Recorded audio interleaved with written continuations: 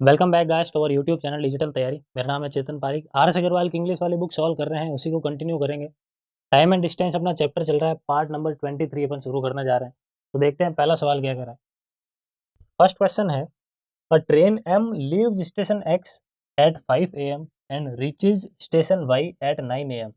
Another train N leaves station Y at 7 AM and reaches station X at 10 and 30 AM. At what time do the two trains cross each other? यहाँ पे दो train की बात हो रही है। एक ट्रेन तो है कि एम से रवाना हो रही है और दूसरी ट्रेन है एक एन से रवाना हो रही है। ठीक है, इसके बारे में ये दे रखा है कि ट्रेन एम यहाँ से यहाँ तक आ रही है, तो क्या कह रहा है कि ये यहाँ से रवाना तो 5 बजे होती है और 9 बजे ये यहाँ पे पहुंच जाती है एक्स से वाई तक। ये एक्स है और ये वाई है जगह। ये एम ट्रेन यहाँ से रवाना होगी और ये एन ट्रेन यहाँ से रवाना होगी। क्लियर। एन ट्रेन के बारे में क्या कह रहा है, दूसरी ट्रेन के बारे में, कि वो वाई से 7 बजे रवाना होती है, सुबह 7 बजे रवाना होती है। ठीक है, and reaches station X at 10 and 30 AM, मतलब यहाँ से यहाँ तक वो 10:30 बजे आ जाती है। तो आपको बोल रहा है कि रास्ते में वो अगर कहीं पे मिलती है तो कितने बजे वो मिली होगी। तो इस सवाल को ध्यान से समझेंगे। सबसे पहले एक चीज देखोगे कि पहली ट्रेन यहाँ से यहाँ तक अगर आ रही है, 5 बजे वो रवाना हुई है और 9 बजे यहाँ पे पहुंची है, इसका मतलब यहाँ से यहाँ तक पहुंचने में इसको कितना टाइम लगा है, देखो 4 घंटे का टाइम लगा है। क्लियर।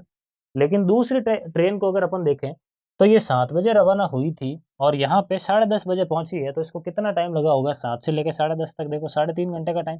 3.5 को अपन और क्या लिख सकते हैं, यहाँ पे 7/2 लिख सकते हैं, मतलब 7/2 घंटे का टाइम लग रहा है। सेम डिस्टेंस को ट्रेवल करने में दोनों ट्रेन का टाइम अपन ने निकाल दिया। क्लियर। क्या क्या टाइम लग रहा है इसको एक बार यहाँ पे लिख देते हैं। पहली ट्रेन जो है वो जो यहाँ से एक्स या फिर ट्रेन एम है, उसको कितना समय लग रहा है, 4 घंटे का समय लग रहा है। और ट्रेन जो दूसरी वाली है ट्रेन एन, उसको कितना समय लग रहा है, 7/2 का समय लग रहा है। ठीक है, यहाँ से अपन स्पीड का रेशियो निकाल सकते हैं एक तरीके से। 7 और 4 का एलसीएम कितना होता है, 28 होता है। तो एक बार के लिए मान लो कि ये जो पूरी जर्नी है वो 28 यूनिट्स की है। ये पूरी जर्नी मैंने मान ली 28 यूनिट्स की है, कुछ भी मान सकते हैं हालांकि, लेकिन कैलकुलेशन को आसान रखने के लिए इन दोनों का ऊपर वालों का एलसीएम ले लो, केवल 4 और 7 का एलसीएम ले लो, केवल कितना आ जाएगा, 28। ठीक है, अब 28 डिस्टेंस है, 4 इनको टाइम लगता है इस एम ट्रेन को, तो स्पीड कितनी आ जाएगी, 28/4 यानी 7 7 आ जाएगी। सिमिलरली 28 में 7/2 का डिवाइड लगाओगे तो कितना होगा, देखो 28 और 7 अपॉन वाला 2 तो ऊपर चला जाएगा, कितना आएगा देखो 4 बार में, और 4 इंटू 2 कितना आ गया, 8। ये 7 और 8 मुझे क्या मिल गया, उनकी स्पीड का रेशियो मिल गया। क्लियर है। अब एक चीज देखोगे कि ये ट्रेन 5 बजे रवाना हुई है और ये ट्रेन 7 बजे रवाना हुई है, दोनों के बीच की डिस्टेंस को अपन ने 28 मान लिया है। ठीक है, दोनों की डिस्टेंस अपन 28 मान लिया है और दोनों की स्पीड भी अपन ने मान ली है 7 और 8। देखो एक की स्पीड 7 मानी है, एक की स्पीड 8 मानी है। इसकी स्पीड अपन ने 7 मानी है और इसकी स्पीड अपन ने 8 मानी है। क्लियर है। अब एक चीज है कि ये 5 बजे रवाना हुई है और ये 7 बजे रवाना होगी, मतलब जब तक 7 बजेंगे तब तक ये ट्रेन कुछ ना कुछ आगे जा चुकी होगी, अब वो वहां से रवाना होगी। ठीक है, तो 7 बजे तक कितना टाइम हो गया, 5 से 7 2 घंटे हो गए। तो 2 घंटे में कितना चल लेगी, देखो 1 घंटे में 7 यूनिट चलती है, 2 घंटे में कितना चल लेगी, ये 14 यूनिट चल लेगी। मतलब क्या हुआ कि 14 यूनिट्स की डिस्टेंस ट्रेवल हो चुकी है। 14 यूनिट्स की डिस्टेंस ट्रेवल हो चुकी है। ये ट्रेन यहाँ पे कहीं पे है बीच रास्ते में, वो ट्रेन अब वहां से रवाना होगी। अब दोनों के बीच की डिस्टेंस बची कितनी है, मेरे पास 14 बची है। बची कितनी है मेरे पास, बीच की डिस्टेंस 14, क्योंकि 14 तो ये ट्रेवल कर चुकी है। ये 14 डिस्टेंस दोनों के बीच में बची है और ये दोनों उसको मिलकर कवर करने वाले हैं, तो कितना समय लगेगा। तो ये डिस्टेंस है, डिस्टेंस अपॉन स्पीड अपन जब करता है तो टाइम मिलता है। स्पीड कितनी कितनी है, दोनों की रिलेटिव स्पीड लिखेंगे, ये यहाँ से आ रही है, ये यहाँ से आ रही है, दोनों की टोटल स्पीड कितनी हो जाएगी, 7 और 8 कुल मिला के कितने हो गए, 15। तो यहाँ पर मैं 15 से डिवाइड कर देता हूँ, इतना समय लगेगा, इतने घंटे का समय लगेगा। इसको मिनट्स में चेंज करने के लिए 60 से मल्टीप्लाई कर देते हैं, देखो 4 बार में हो गया और 14 इंटू 4 कितना हो गया, 56। मतलब यहाँ पे क्या होगा कि 56 मिनट उनको और लगने वाले हैं। तो 7 बजे ये ट्रेन यहाँ से यहाँ तक आ गई, ये यहाँ से रवाना हुई है, 7 बजने के बाद में 56 मिनट इनको और लगेंगे और वो रास्ते में कहीं ना कहीं बीच में मिल जाएगी। तो 7 बजने के बाद 56 मिनट अगर आप और लगा रहे हो तो कितना समय हो गया, 7:56।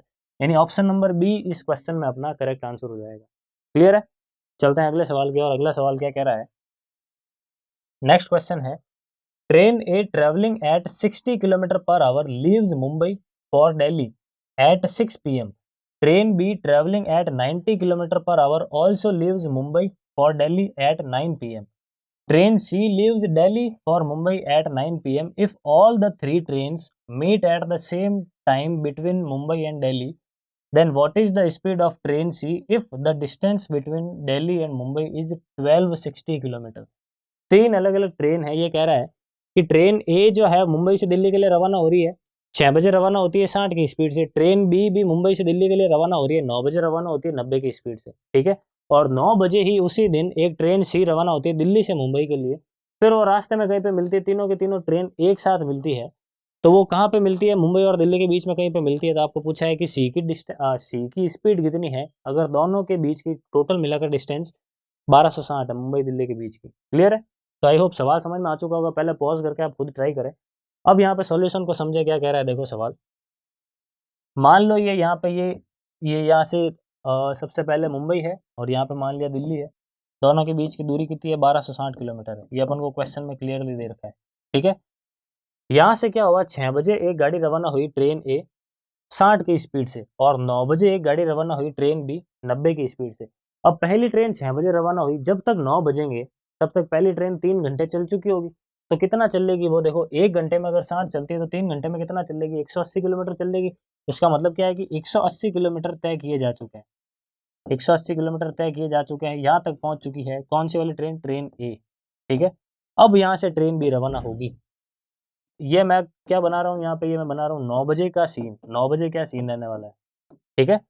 ये ट्रेन यहाँ से किस स्पीड से चल रही है? 60 की स्पीड से चल रही है। ये यहाँ से एक ट्रेन जो है वो 90 की स्पीड से चल रही है। 9 बजे ही यहाँ से एक ट्रेन सी रवाना हुई। किस स्पीड से रवाना हुई ये आपको फाइंड करना है, ये अपन को पता नहीं। क्लियर है? आई होप सवाल आपको समझ में आ चुका होगा। अब ये कह रहा है कि ये ट्रेनें रास्ते में कहीं पे यहाँ पे मिलती है। मान लो यहाँ पे वो मिलती है, तो यहाँ पे तीनों की तीनों ट्रेन आपस में मिल रही है। तीनों की तीनों ट्रेन आपस में साथ में मिल रही है। तो आपको सवाल में पूछा गया है कि सी की स्पीड कितनी है, ठीक है। अब तीनों की तीनों ट्रेन अगर साथ में मिली है तो इतना तो क्लियर है, सी का तो बारे में मेरे को सी की स्पीड दे ही नहीं रखी है, तो सी को एक बार के लिए भूल जाते हैं अपन। तो ये देख लेते हैं कि ए और बी आपस में यहाँ तक आने में कितना समय लेने वाली है। भाई ए और बी आपस में यहाँ तक आने में जितना समय लेगी उतना ही समय में ये यहाँ से यहाँ तक आई होगी, है नहीं? क्योंकि तीनों साथ में मिल रही है। इसका मतलब आप तो ये चेक कर लो कि ए और बी कितने समय बाद मिल रही है, वही समय मेरे लिए सी के लिए काम आ जाएगा ऑटोमेटिकली, ठीक है।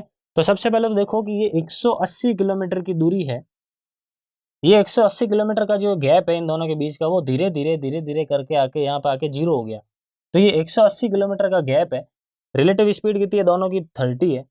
रिलेटिव स्पीड कितनी है? 30 है। इसका मतलब ये कितना आ गया देखो, 6 आ गया। डिवाइड लगाया तो कितना आ गया? 6 घंटे। कहने का मतलब है कि 6 घंटे बाद में वो यहाँ पे कहीं पे आके मिले, ठीक है। 6 घंटे वो यहाँ पे कहीं पे आके मिले। तो आप तो ये देख लो कि 6 घंटे में बी जो है यहाँ से यहाँ तक अगर आया है 6 घंटे में, तो इसने कितनी दूरी तय की होगी? तो 6 घंटे में देख लो कितनी दूरी इसने तय की होगी।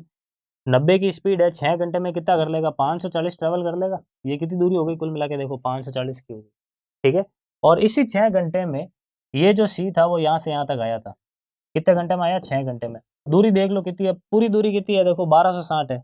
इसमें से 540 तो केवल यही है। सॉरी। तो पीछे कितना बचेगा देखो? 540, 0, 2, यहाँ पे कितना आ जाएगा? 7। ये जो दूरी है वो कितनी है अब मेरे पास? 720 है। ये जो दूरी है वो कितनी है? 720 है। सॉरी, 720 है। अब 720 में अपन 6 का डिवाइड लगा देंगे, क्योंकि 720 तो डिस्टेंस है और 6 टाइम है, तो स्पीड आ जाएगी अपने पास। कितनी है देखो? 720 डिवाइडेड बाई 6 कितना हो गया? 120। तो 120 यानी ऑप्शन नंबर सी इस क्वेश्चन में अपना करेक्ट आंसर हो जाएगा। क्लियर? बढ़ते हैं अगले सवाल की ओर।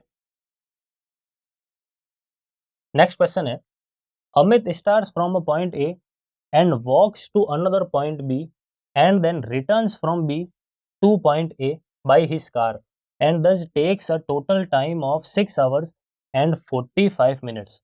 If he had driven both ways in his car, he would have taken 2 hours less. How long would it take for him to walk both ways? ये कह रहा है कि अमित एक लड़का है, वो क्या करता है, पॉइंट ए से रवाना होता है और पॉइंट बी पर जाता है। जब वो जाता है तो वॉक करके जा रहा है, जब वापस आता है तो कार में आ रहा है। इस प्रकार उसको टाइम कितना लग रहा है? 6 घंटे और 45 मिनट का टाइम लग रहा है। लेकिन वो अगले दिन क्या करता है, वो सोचता है कि दोनों तरफ मैं इस बार कार से जाता हूँ, गया भी कार से और आया भी कार से, तो इस बार उसको 2 घंटे कम लगे पहले की तुलना में। तो आपको पूछा है कि अगर वो दोनों बार वॉक करके आता तो उसको कितना टाइम लगता, ठीक है। इस सवाल को ऐसे समझेंगे कि मान लो ये पॉइंट ए और बी के बीच की डिस्टेंस है सबसे पहले वो वॉक करके गया और फिर वो कार में आया। इस प्रकार इस पूरे के पूरे प्रोसेस में उसको कितना टाइम लगा? तो टाइम आपको दे रखा है 6 घंटे और 45 मिनट, ठीक है। लेकिन अगले बार उसने क्या किया, ए और बी के बीच में, वो गया कार से और आया भी कार से, ठीक है। गया भी कार से और आया भी कार से, तो इस बार उसको कितना समय लगा? पहले से 2 घंटे कम लगे।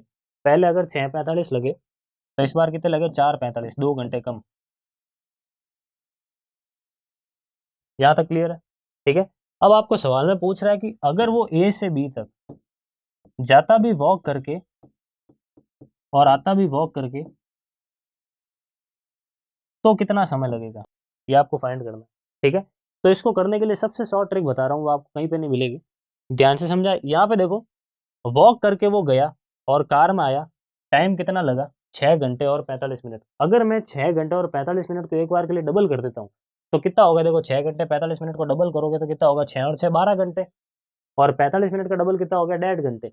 तो 12 घंटे और 1.5 घंटे कुल मिला के कितना हो गया? 13 घंटे और 30 मिनट। मैंने क्या कर दिया? इसका डबल कर दिया। क्या हो गया? ये 13 घंटे और 30 मिनट हो गया।